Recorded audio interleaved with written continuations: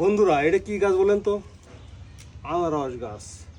তা আমার এই যে এখানে অল্প জায়গা আছে, একটু কিছু করেছি, দেখি লাগিয়ে দেখি হয় কিনা।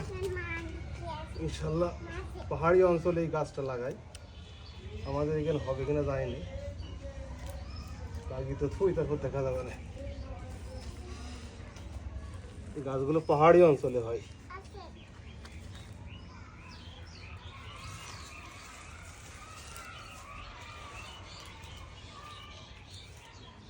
আমি পাহাড় কৃত্রিম পাহাড় বানালাম, দেখা যাক আমার হয় কিনা। যদি হয় তারও লাগানো যাবে, সমস্যা নেই।